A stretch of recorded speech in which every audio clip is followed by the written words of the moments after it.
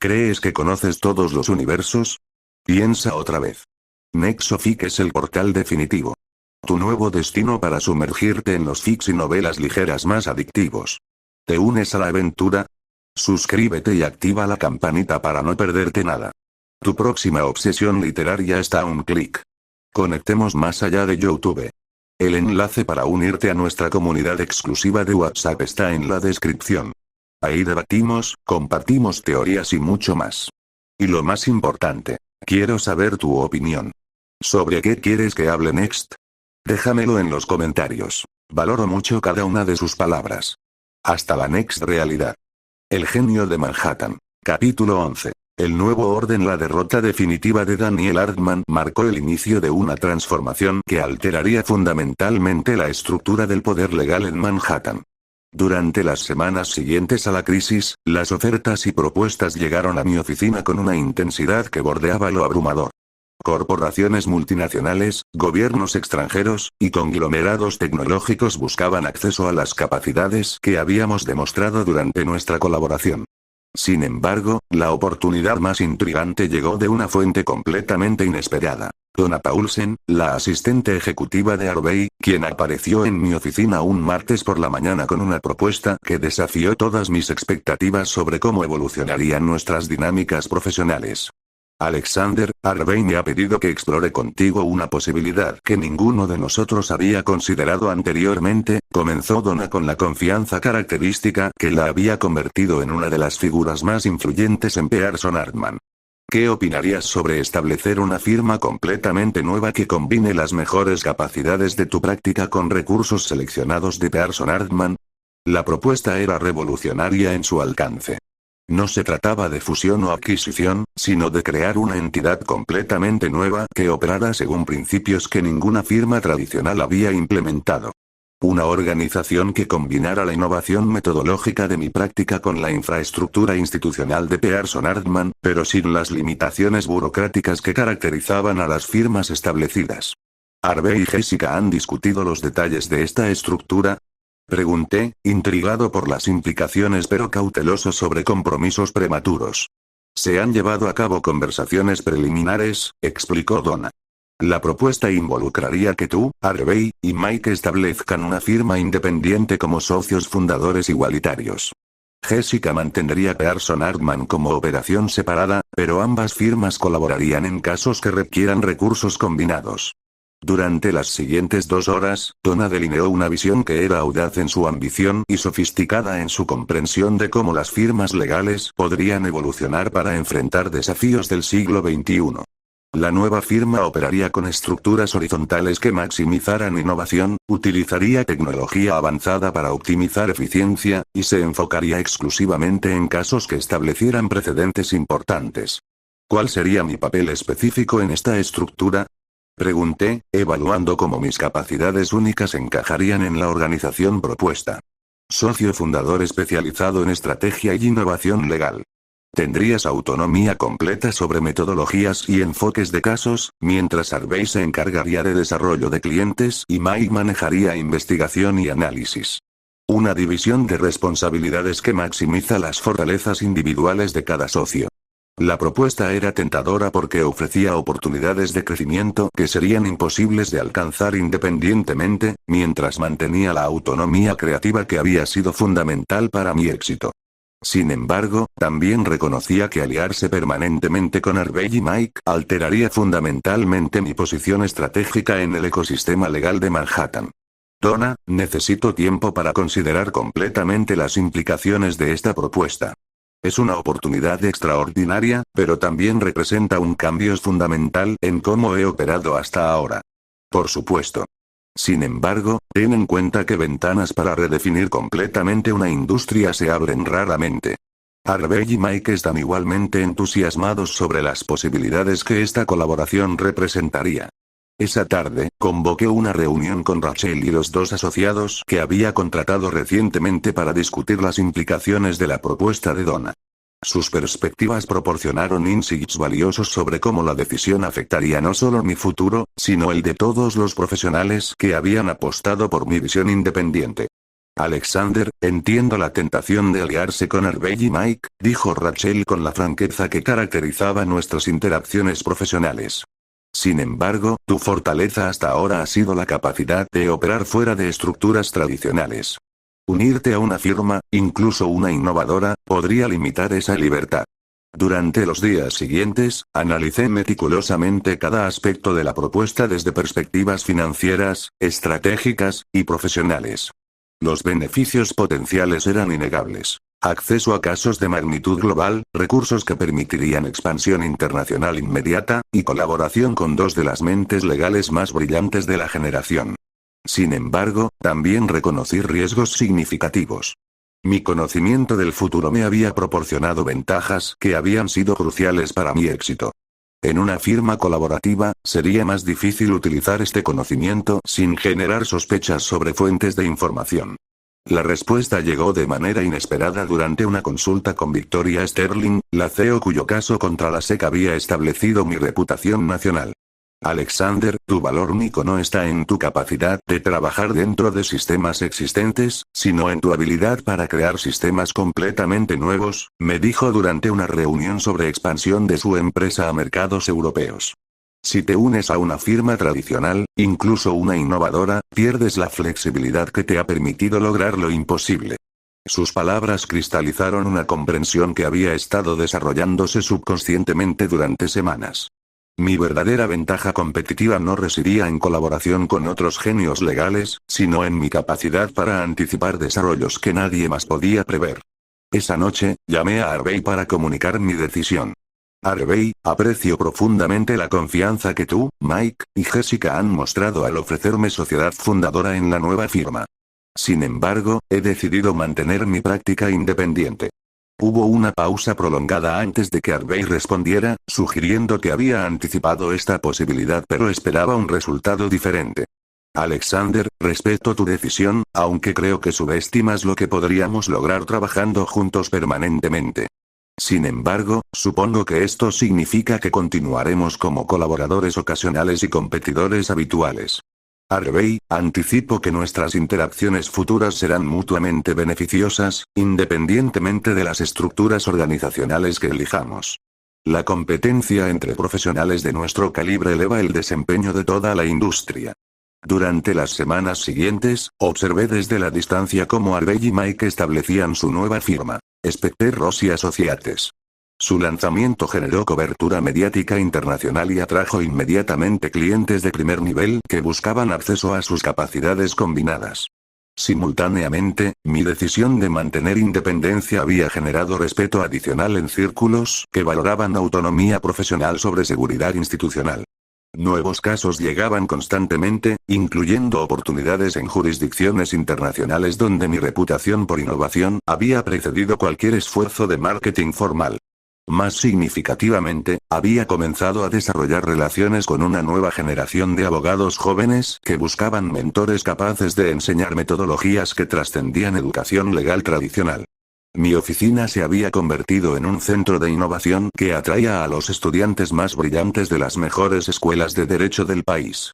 Una tarde, mientras revisaba propuestas para expandir mi práctica a Londres y Hong Kong, reflexioné sobre el camino extraordinario que había recorrido desde despertar en este cuerpo perfecto con conocimiento sobrenatural del futuro.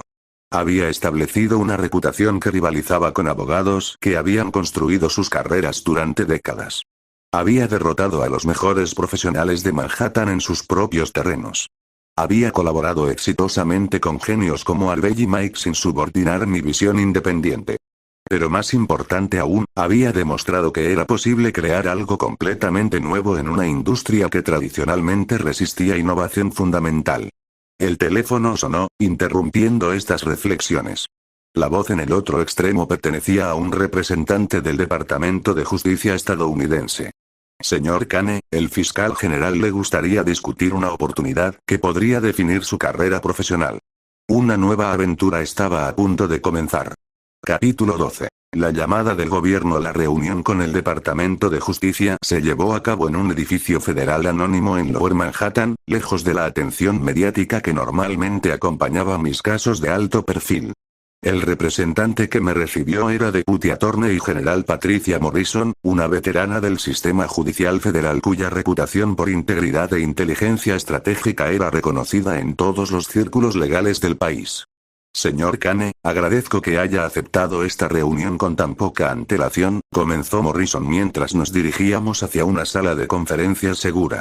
Lo que voy a compartir con usted requiere el más alto nivel de confidencialidad y discreción profesional.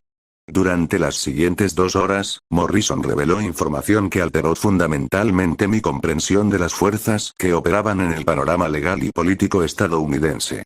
El Departamento de Justicia había identificado una red de corrupción que se extendía desde corporaciones multinacionales hasta funcionarios gubernamentales de alto nivel, involucrando manipulación sistemática de procesos regulatorios y judiciales. La complejidad de esta investigación excede las capacidades de nuestros equipos tradicionales, explicó Morrison. Necesitamos a alguien con su experiencia única en casos que involucran intersecciones entre derecho corporativo, regulaciones internacionales, y dinámicas geopolíticas. El caso que me presentaron era de una magnitud que eclipsaba cualquier cosa que hubiera enfrentado anteriormente. Una confederación de empresas tecnológicas, instituciones financieras, y contratistas de defensa había desarrollado un sistema para influenciar decisiones gubernamentales mediante una combinación de lobbying legal, chantaje sofisticateur, y manipulación de procesos democráticos. ¿Por qué han decidido consultar con un abogado independiente en lugar de utilizar recursos internos del DOJ? Pregunté, evaluando las implicaciones políticas de involucrarme en una investigación de esta sensibilidad. Morrison intercambió miradas con sus colegas antes de responder, sugiriendo que mi pregunta tocaba aspectos particularmente delicados de la situación. ¿Por qué tenemos razones para creer que la red de corrupción incluye elementos dentro del propio sistema de justicia federal?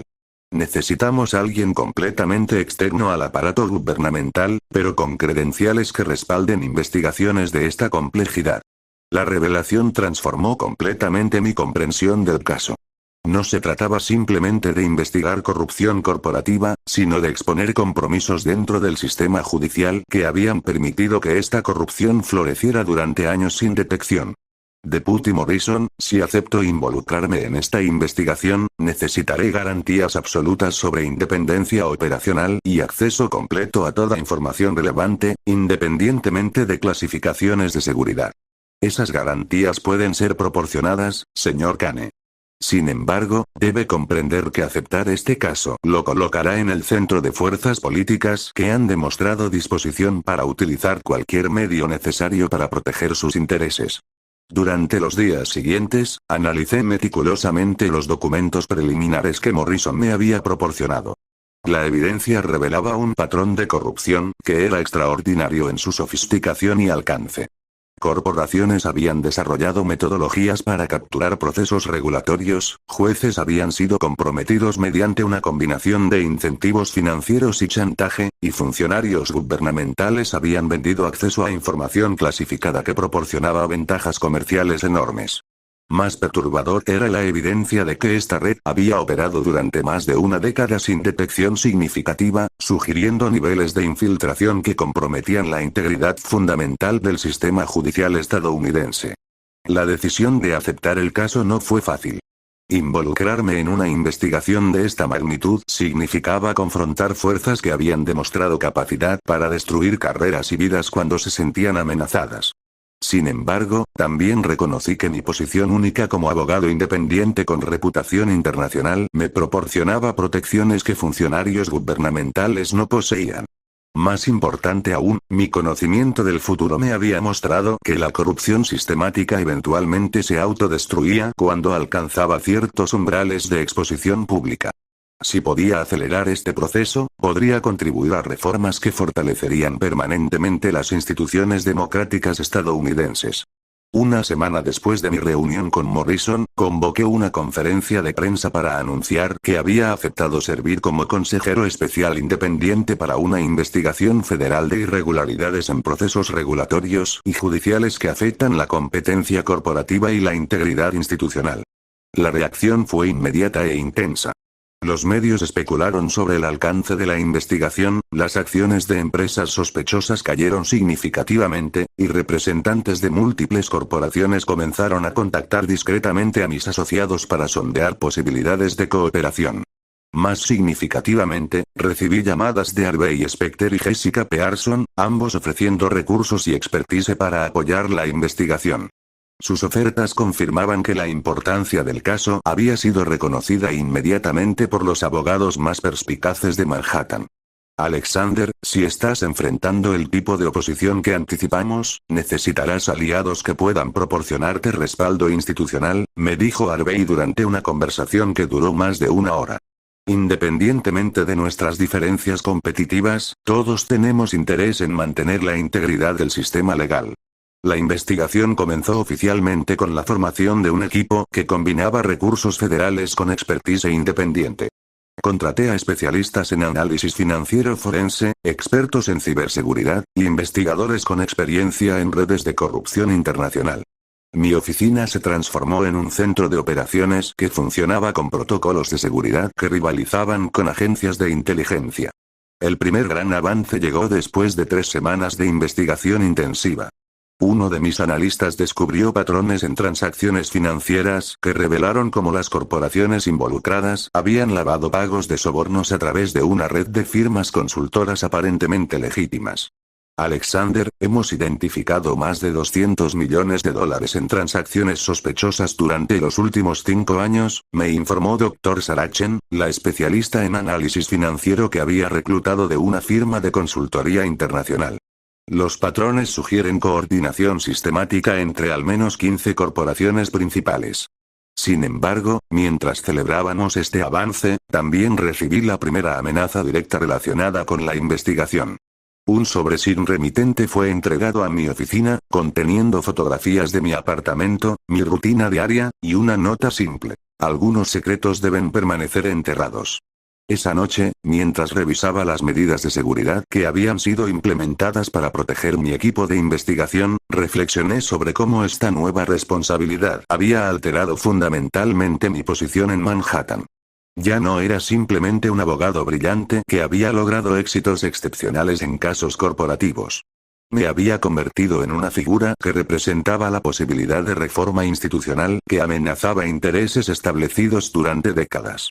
La guerra legal por la supremacía había evolucionado hacia algo mucho más grande: una batalla por la integridad del sistema de justicia estadounidense. Y yo estaba en el centro de esa tormenta. Capítulo 13. La red se cierra. Las amenazas escalaron dramáticamente durante la segunda semana de investigación activa. No se limitaron a intimidación psicológica. Fuerzas desconocidas comenzaron a atacar sistemáticamente mi infraestructura digital, intentaron infiltrar mi equipo de investigación, y lanzaron una campaña de desinformación mediática diseñada para desacreditar tanto mi reputación como la legitimidad de la investigación federal. La mañana que cambiaría todo comenzó con una llamada de emergencia de Rachel, cuya voz transmitía urgencia genuina mezclada con preocupación personal. Alexander, necesitas llegar a la oficina inmediatamente. Alguien intentó acceder a nuestros servidores durante la noche, y Dr. Chen ha descubierto algo que dice que cambiará completamente nuestra comprensión del caso. Cuando llegué, encontré mi oficina transformada en lo que parecía un centro de operaciones militares. Especialistas en ciberseguridad que había contratado después de las primeras amenazas trabajaban junto a analistas federales para asegurar nuestros sistemas de comunicación. La tensión era palpable en cada conversación, cada movimiento deliberado. Dr. Chen me esperaba en la sala de conferencias principal, rodeada por documentos que había impreso después de descubrir que nuestros sistemas digitales habían sido comprometidos parcialmente durante el intento de infiltración nocturna. Alexander, lo que hemos descubierto trasciende corrupción corporativa tradicional, comenzó sin preámbulos. Estamos enfrentando una conspiración que involucra manipulación sistemática de mercados financieros globales, influencia en procesos electorales de múltiples países, y coordinación entre corporaciones estadounidenses y entidades gubernamentales extranjeras. Durante las siguientes 3 horas, Dr. Chen me guió a través de evidencia que revelaba la verdadera magnitud de lo que habíamos comenzado a investigar. La red de corrupción que inicialmente parecía limitada a influencia regulatoria doméstica era en realidad un sistema internacional diseñado para manipular economías nacionales completas. Los pagos que identificamos inicialmente no eran sobornos simples, explicó mientras señalaba diagramas de flujo financiero que cubrían una pared completa de la sala de conferencias.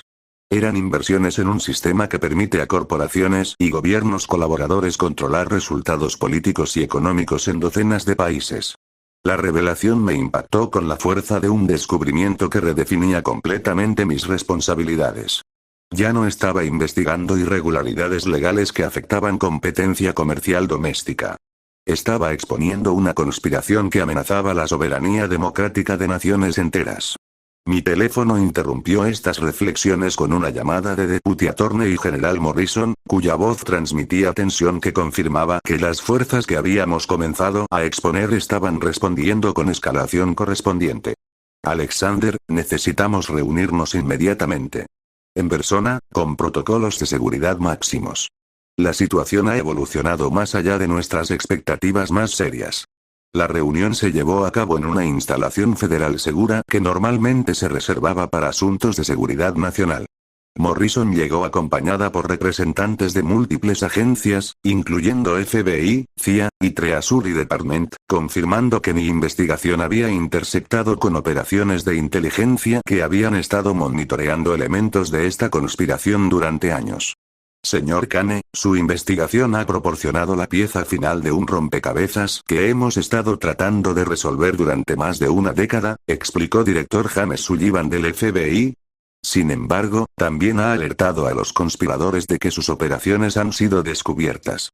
Durante las siguientes 4 horas, recibí una educación acelerada sobre operaciones de inteligencia que revelaron cómo mi investigación legal había inadvertidamente intersectado con esfuerzos de seguridad nacional para contrarrestar influencia extranjera en instituciones estadounidenses. La pregunta ahora es si está usted dispuesto a continuar esta investigación sabiendo que se ha convertido en un objetivo de fuerzas que operan tanto dentro como fuera de Estados Unidos, dijo Morrison durante la conclusión de nuestra reunión. La decisión que enfrentaba era la más grave de mi vida en este mundo. Continuar la investigación significaba aceptar riesgos personales que excedían cualquier cosa que hubiera enfrentado anteriormente, pero también representaba la oportunidad de exponer corrupción que amenazaba las fundaciones de la democracia occidental. Deputy Morrison, director Sullivan, acepto continuar la investigación con plena comprensión de los riesgos involucrados. Sin embargo, necesitaré recursos y protección que reflejen la magnitud de lo que estamos enfrentando. Esa noche, mientras implementábamos protocolos de seguridad que transformaron mi vida personal en algo parecido a protección de testigos, recibí llamadas de Harvey Specter, Jessica Pearson, y sorprendentemente, Mike Ross, todos ofreciendo apoyo que trascendía competencia profesional normal. Alexander, independientemente de nuestras diferencias sobre estructura de firmas, reconozco que estás enfrentando algo que afecta la integridad de toda nuestra profesión, me dijo Harvey con seriedad que raramente mostraba.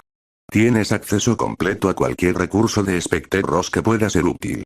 Jessica fue igualmente directa en su apoyo. Este tipo de corrupción sistemática amenaza todo lo que hemos construido durante nuestras carreras. Pearson Hartman está a tu disposición para cualquier asistencia legal que necesites. Mike, cuya llamada fue la más inesperada, ofreció perspectivas que revelaron por qué Harvey había desarrollado tanta confianza en sus capacidades. Alexander, he estado analizando los patrones que Dr. Chen describió en los reportes que Harvey compartió conmigo. Creo que he identificado vulnerabilidades en la estructura de la conspiración que podrían ser explotadas para acelerar su exposición. Durante las semanas siguientes, mi investigación se transformó en una operación coordinada que involucraba recursos gubernamentales, expertise de las firmas legales más prestigiosas de Manhattan, y una red internacional de investigadores especializados en corrupción transnacional. El avance decisivo llegó cuando uno de los conspiradores de nivel medio, enfrentando evidencia irrefutable de su participación, acordó cooperar completamente a cambio de protección federal. Sus revelaciones proporcionaron acceso directo a comunicaciones internas que documentaban no solo transacciones financieras ilícitas, sino también los mecanismos específicos utilizados para influenciar decisiones gubernamentales. Tenemos suficiente evidencia para procesar casos que alterarán permanentemente cómo se regula la intersección entre poder corporativo e instituciones democráticas, me informó Morrison durante una reunión que marcó la transición de investigación a procesamiento activo. Sin embargo, sabía que las fuerzas que habíamos expuesto no aceptarían derrota sin utilizar todos los recursos a su disposición.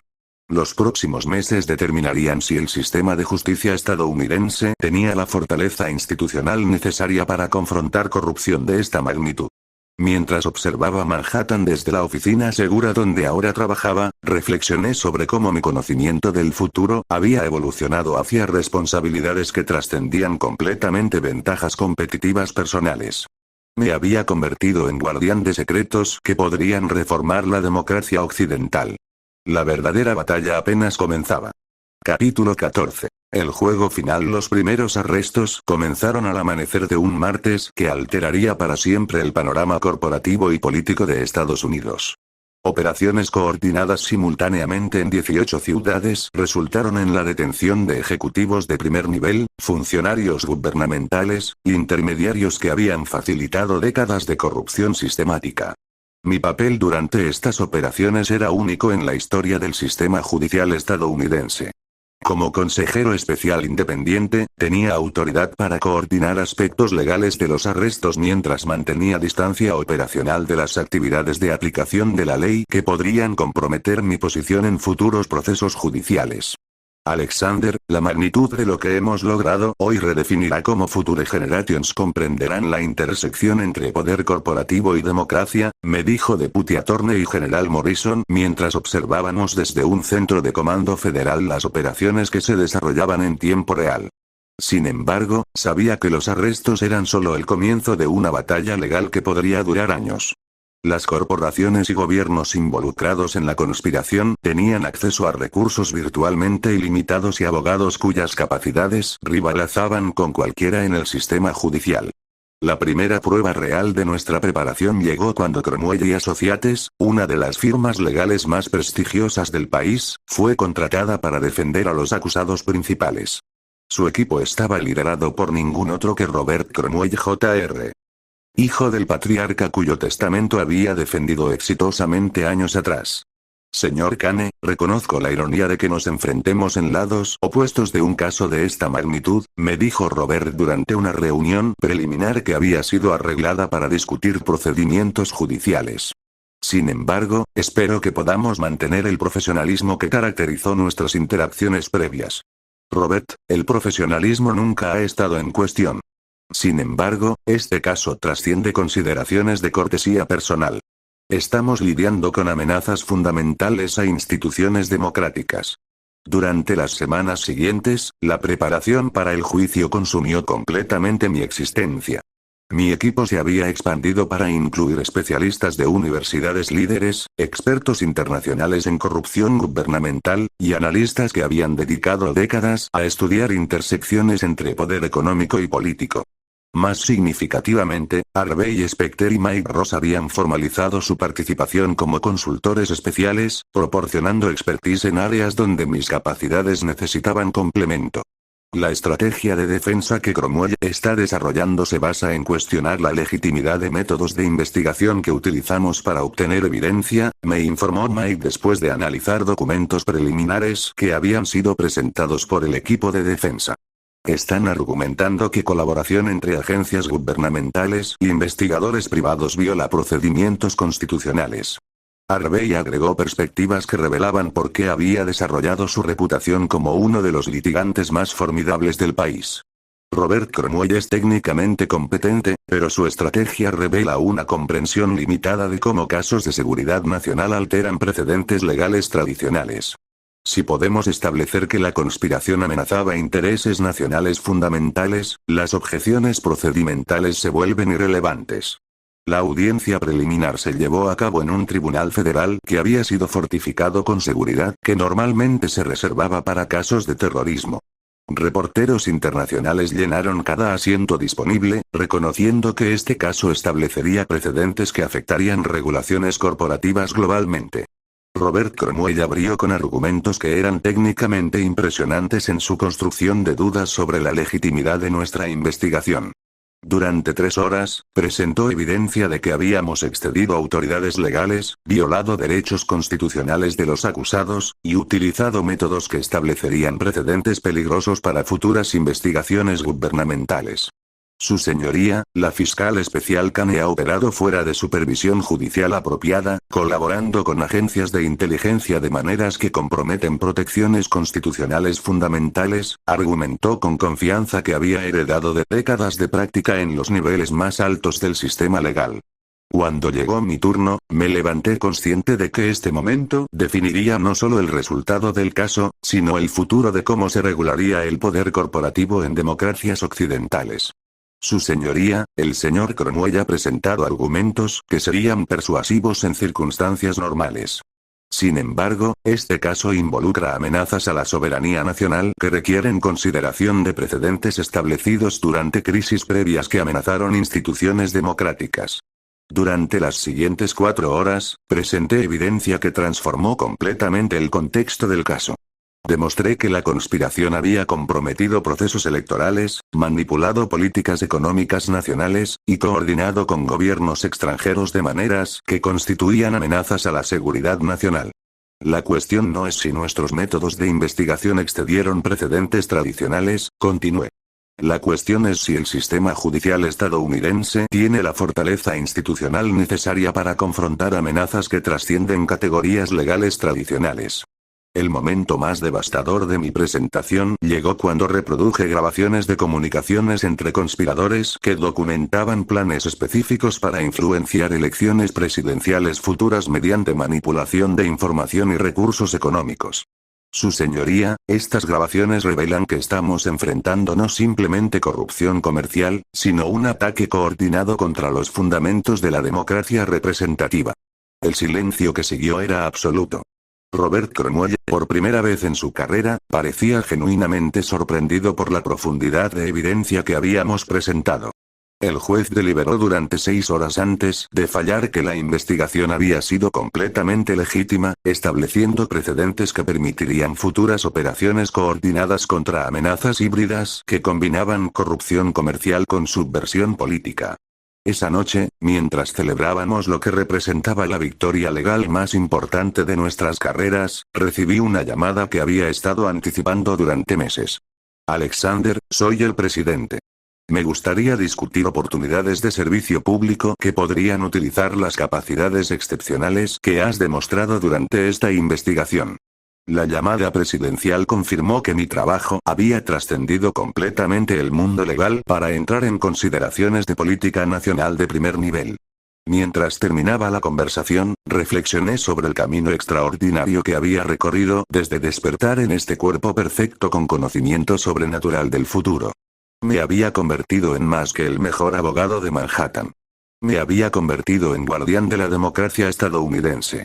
Capítulo 15. El legado del genio. 6 meses después de la conclusión del caso federal más importante en décadas, me encontré de pie en el balcón de mi nueva oficina en Washington después de Cristo, contemplando una ciudad que había llegado a representar tanto oportunidad como responsabilidad. Mi aceptación del nombramiento presidencial como consejero especial para reformas de integridad institucional había marcado una transición que pocos habrían anticipado cuando desperté por primera vez en este mundo con conocimientos sobrenaturales. La vista desde mi oficina en el edificio ejecutivo abarcaba monumentos que habían sido testigos de transformaciones históricas comparables a las que estábamos implementando. Las reformas que habíamos desarrollado durante los últimos meses alterarían permanentemente cómo corporaciones interactuaban con procesos democráticos, estableciendo salvaguardias que habían sido impensables antes de nuestras revelaciones sobre corrupción sistemática. Alexander, el presidente está listo para la reunión sobre implementación de las regulaciones anticolusión, me informó mi nueva asistente, Elena Vázquez, una brillante graduada de Stanford Law que había solicitado específicamente trabajar en reformas institucionales. La reunión con el presidente se llevó a cabo en el Salón Oval, un espacio que había albergado decisiones que definieron el curso de la historia estadounidense. Su presencia irradiaba la gravedad que correspondía a alguien consciente de estar navegando uno de los períodos más desafiantes para la democracia occidental desde la Segunda Guerra Mundial. Alexander, las reformas que hemos implementado basándose en tu investigación han comenzado a generar efectos que trascienden nuestras fronteras, comenzó el presidente, refiriéndose a documentos que detallaban cómo gobiernos europeos habían adoptado regulaciones similares después de reconocer vulnerabilidades comparables en sus propios sistemas.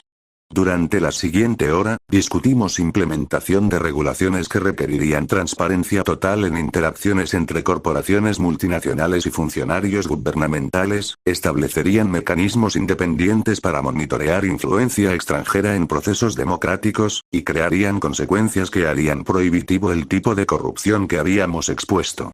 Estas reformas representan la evolución más significativa en regulaciones de integridad gubernamental desde las reformas post-Watergate, observó el presidente. Sin embargo, también reconozco que implementación exitosa requerirá vigilancia constante contra fuerzas que buscarán circunvenir nuevas restricciones. Esa noche, mientras revisaba informes sobre progreso de implementación en diferentes agencias federales, recibí una llamada que me conectó con una parte de mi vida que había necesariamente recibido menos atención durante los meses de servicio gubernamental. Alexander, es Harvey. Mike y yo hemos estado discutiendo desarrollos interesantes en Manhattan que pensamos te gustaría conocer. Durante los siguientes 30 minutos, Harvey me actualizó sobre cómo nuestra colaboración durante el caso federal había establecido nuevos estándares para cooperación entre firmas legales.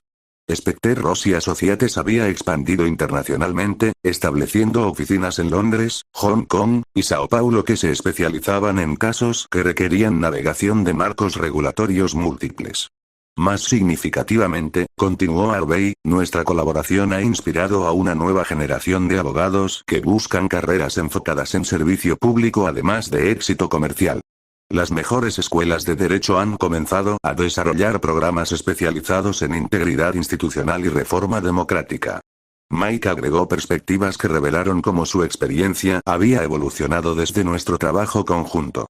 Alexander, el modelo que desarrollamos para combinar expertise legal con análisis de seguridad nacional ha sido adoptado por firmas en Europa y Asia. Estamos viendo emergencia de una nueva categoría de práctica legal que se especializa en proteger instituciones democráticas contra amenazas híbridas. Las conversaciones con Harvey y Mike confirmaron algo que había estado observando durante mis meses en Washington. Nuestro trabajo había catalizado cambios que se extendían mucho más allá de regulaciones específicas hacia una transformación fundamental en cómo la profesión legal comprendía sus responsabilidades hacia la sociedad. Durante las semanas siguientes, mientras continuaba supervisando implementación de reformas federales, también comencé a desarrollar planes para la siguiente fase de mi carrera. Mi experiencia en Washington había proporcionado perspectivas sobre desafíos globales que requerían el tipo de innovación legal que había caracterizado mi ascensión en Manhattan.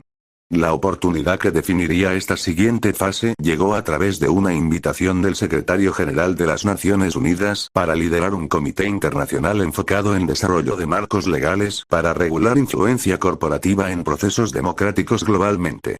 Señor Kane, su trabajo en Estados Unidos ha demostrado que es posible desarrollar respuestas efectivas a amenazas que muchos habían considerado intratables, me dijo el secretario general durante una videoconferencia segura. La comunidad internacional necesita el liderazgo del calibre que usted ha demostrado. La posición representaba la culminación lógica de todo lo que había logrado desde despertar en este mundo. Una oportunidad de aplicar las lecciones aprendidas durante mi ascensión en Manhattan y mi servicio en Washington hacia desafíos que afectaban la supervivencia de la democracia globalmente. Más importante aún, representaba la realización completa del potencial que había descubierto en este cuerpo perfecto con capacidades sobrenaturales. No simplemente para ganar casos o acumular riqueza, sino para proteger los valores e instituciones que permitían que sociedades libres florecieran. Esa noche, mientras tomaba la decisión final sobre aceptar la posición internacional, reflexioné sobre el camino extraordinario que había recorrido. Desde un genio desconocido que había derrotado a Louis Litt en su primer caso significativo, hasta un guardián de la democracia occidental cuyo trabajo estaba influyendo en reformas globales. Mi teléfono interrumpió estas reflexiones con una llamada de Jessica Pearson, cuya voz transmitía respeto que había evolucionado desde nuestra primera confrontación legal hacia reconocimiento genuino de lo que habíamos logrado juntos. Alexander, he escuchado sobre la oportunidad de las Naciones Unidas. Quería asegurarme de que supieras que, independientemente de lo que decidas, has establecido un legado que inspirará a abogados durante generaciones. Jessica, todo lo que hemos logrado ha sido resultado de colaboración entre profesionales comprometidos con algo más grande que éxito individual. Ese legado pertenece a todos nosotros. Al terminar la llamada, supe con certeza absoluta cuál sería mi respuesta al secretario general. El genio de Manhattan estaba listo para convertirse en guardián de la democracia global. La historia apenas estaba comenzando.